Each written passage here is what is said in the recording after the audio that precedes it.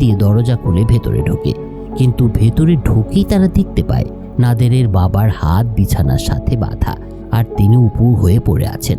এই দৃশ্যটা দেখে নাদের ভীষণ আতঙ্কিত হয়ে পড়ে, আর তার মেয়ে ভাবে দাদু হয়তো মারা গিয়েছেন, ফলে কান্নায় ভেঙে পড়ে সে। কিন্তু ভালোভাবে দেখে নাদের বুঝতে পারে তার বাবা তখনও জীবিত। এরপর নাদের তার বাবার সেবা শুশ্রূষা করা শুরু করে এবং মেয়েকে বলে, ঘরগুলো দেখে আসো, হয়তো রাজিয়া কিছু চুরি করে পালিয়েছে। আসলে নাদের ধরেই নিয়েছিল তাদের কাজের লোক রাজিয়া তার বাবাকে এভাবে বেঁধে সবকিছু চুরি করে পালিয়েছে। কিন্তু দেখা যায় ঠিক তখনই রাজিয়া তার মেয়েকে নিয়ে ঘরে ঢোকে, আর নাদের তাকে দেখে প্রচণ্ড রেগে যায় এবং তাকে বলে, তুমি প্রতিদিন আমার বাড়ি থেকে টাকা চুরি করো। আজ আমি যদি হঠাৎ করে না আসতাম এখানে, তাহলে আমার বাবাকে এভাবে হয়তো মেরেই ফেলতে তুমি। এই বলে নাদের তাকে বের করে দেয় সেখান থেকে এবং বলে, আমি তোমাকে 1 টাকাও দেব না তোমার কাজের জন্য। তবে নাদেরের কথায় রাজিয়া কান্নাকাটি শুরু করে দেয় এবং নিজেকে নির্দোষ প্রমাণ করার চেষ্টা করে বারবার।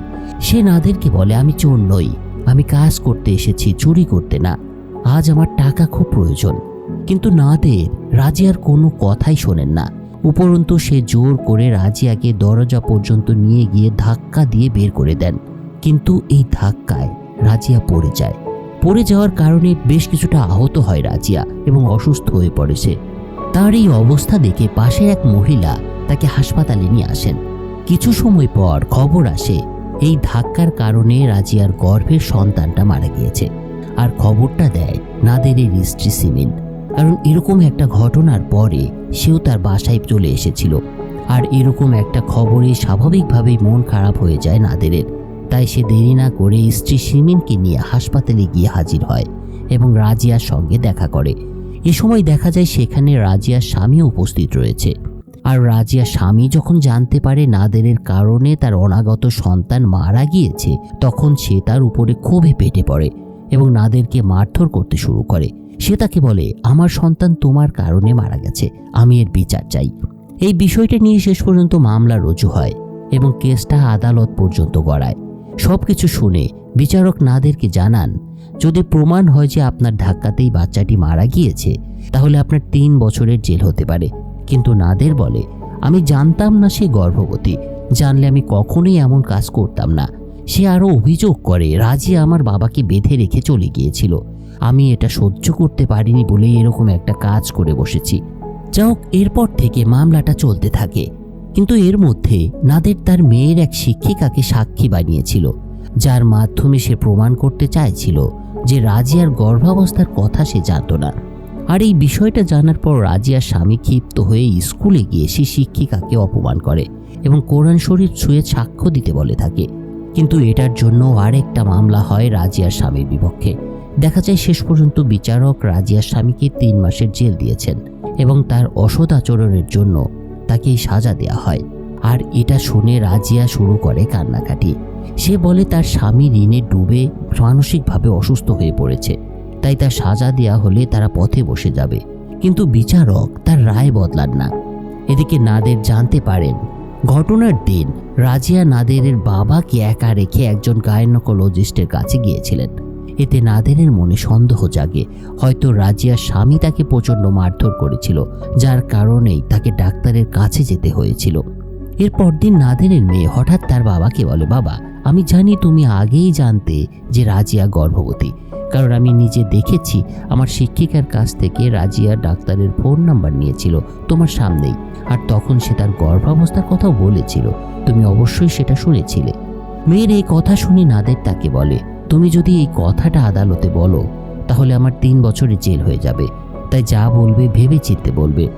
এরপর আসে সেই গুরুত্বপূর্ণ দিন, যেদিন নাদেরের মেয়েকে আদালতে সাক্ষ্য দিতে ডাকা হয়। আদালতে গিয়ে বাবার কথা মতোই মিথ্যা সাক্ষ্য দেয় সে। কিন্তু এই মিথ্যা সাক্ষ্য দেওয়ার পর থেকেই মেয়েটা ভীষণ মানসিক কষ্টে ভুগতে শুরু করে। তার মনে জন্ম নেয় ভয়ঙ্কর এক অপরাধবোধ। সে বুঝতে পারে আদালতে মিথ্যা বলা একটা বড় পাপের কাজ, আর এটা তার কখনোই করা উচিত হয়নি। এদিকে সিমিনও ভীষণ দুশ্চিন্তায় পড়ে গিয়েছিলেন, কারণ কোনোভাবে যদি নাদেরের 3 বছরের জেল হয়ে যেত তাহলে তার মেয়ের ভবিষ্যৎ পুরোপুরি নষ্ট হয়ে যাবে, এটা বুঝতে পারছিল সিমিন। তাই সিমিন রাজিয়ার বাড়িতে যায় একদিন এবং রাজিয়ার স্বামীকে কিছু টাকা দিয়ে মামলাটি তুলে নেওয়ার প্রস্তাব দেন। কিন্তু প্রথমে রাজিয়ার স্বামী রাজি হয় না।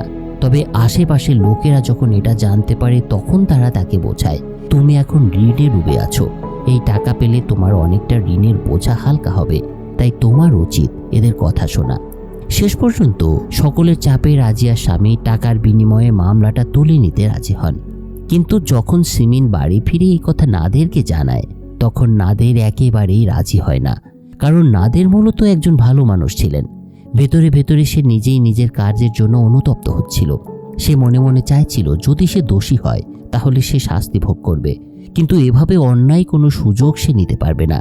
কিন্তু নাদেরের এই কথা শুনে সিমিন এবার খুব রেগে যায়।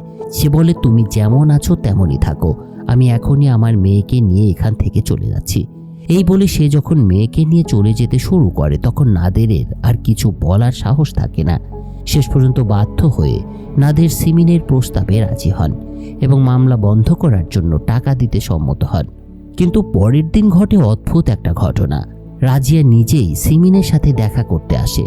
সে তাকে বলে, আমি কোনোভাবেই এই টাকাটা নিতে পারবো না, এটা নিলে আমার বড় পাপ হয়ে যাবে, তখন আল্লাহ আমাকে কোনোভাবেই ক্ষমা করবেন না।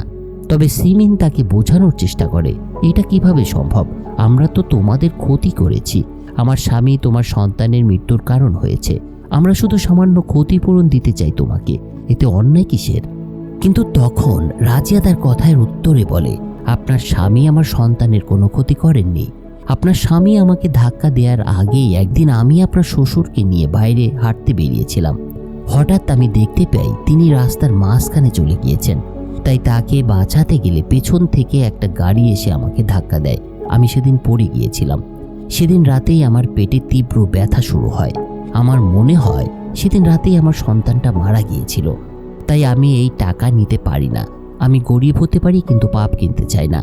রাজিয়ার এই কথা শুনে সিমিন আর কিছু না বলে চুপচাপ চলে যায়। পরের দৃশ্যে দেখা যায় নাদের, সিমিন ও তাদের মেয়ে রাজিয়ার বাড়িতে গিয়েছে। মূলত তারা টাকা দেওয়ার জন্য সেখানে গিয়েছিল। সেখানে রাজিয়ার স্বামী সহ আরও অনেক মানুষ ছিল যাদের কাছ থেকে সে ঋণ নিয়েছিল। তারা সবাই মূলত এই টাকার অপেক্ষায় বসেছিল সেদিন। কিন্তু সব কিছু জানার পর নাদের তাদের উদ্দেশ্যে বলে, আমি এই টাকাটা শুধু রাজিয়াকেই দিতে চাই। নাদেরের কথা শুনে রাজিয়ার স্বামী রান্নাঘরে গিয়ে রাজিয়াকে ডাকতে যায়, কিন্তু রাজিয়া আসতে অস্বীকার করে। কারণ আমরা জানি সে খুবই ধর্মপরায়ণ নারী ছিলেন, তাই তিনি কোনোভাবেই এই টাকা নিতে চাইছিলেন না। কিন্তু এ কারণে রাজিয়ার স্বামী ভীষণ রেগে যায় তার স্ত্রীর উপর। সে চিৎকার করে বলে, এতগুলো পাওনাদার বসে আছে আর এখন তুমি টাকা নিতে রাজি হচ্ছ না। এরপর সে বাড়ি থেকে রাগ করে বেরিয়ে যায়। কিন্তু স্বামীর এই আচরণ দেখে রাজিয়া সবার সামনে এসে কান্নায় ভেঙে পড়েন। তারপর সে সিমিনকে বলে, আমি তো তোমাকে আগেই বলেছিলাম টাকা নিয়ে না আসতে, তবুও তুমি কেন এলে? আমার পরিবার ধ্বংস করে এত মানুষের সামনে আমাকে অপমান করে তুমি কি পেলে? কিন্তু রাজিয়ার এই কথার পর সিমিন বা নাদেরের কোনো কথাই আর মুখে সরে না। তারপরে কয়েকটা দিন পার হয়ে যায়।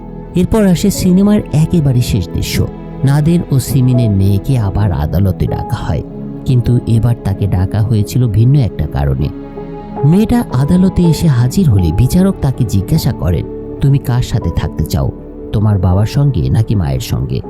এই দৃশ্য থেকে আমরা বুঝতে পারি নাদের এবং সিমিনের ডিভোর্স হয়ে গিয়েছিল। কিন্তু বিচারকের এই প্রশ্নটা শুনে মেয়েটি হঠাৎ জোরে কান্না শুরু করে। তারপর সে বিচারককে বলে, আমার কি এখনই এই প্রশ্নের উত্তরটা দিতে হবে? বিচারক বলেন, হ্যাঁ, তোমাকে এখনই উত্তর দিতে হবে।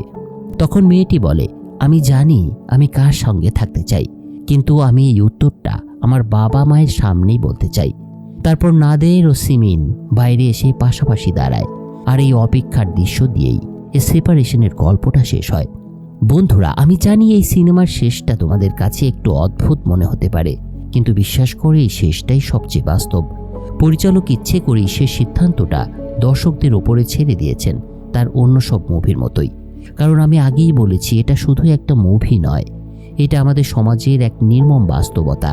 এমন বিচ্ছেদ আমাদের দেশে প্রতিদিনই ঘটছে, আর তার ফলাফল সবার জীবনে একরকম হয়ও না।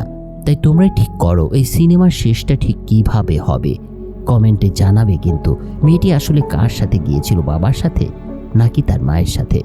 আজ এখানেই শেষ করছি। শেষে শুধু একটা কথাই বলবো, ডিভোর্স শুধু দুজন মানুষকে আলাদাই করে না, অনেক স্বপ্নকেও ভেঙে দেয়। এর সবচেয়ে বড় শিকার হয় শিশুরা, যারা বাবা মায়ের পূর্ণ ভালোবাসা থেকে বঞ্চিত হয়। তাই নিজের জায়গা থেকে একটু ছাড় দিতে শেখা খুব জরুরি আমাদের জন্য, যাতে বেঁচে থাকতে পারে একটা ভবিষ্যতের স্বপ্ন।